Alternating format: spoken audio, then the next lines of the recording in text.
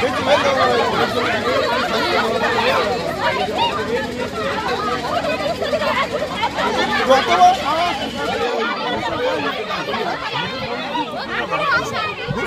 দখলকে কেন্দ্র করে গাছে পুলিশকে বেঁধে বিক্ষোভের অভিযোগ নদিয়ার ভীমপুর থানার পূর্ব ভাতজাংলায়।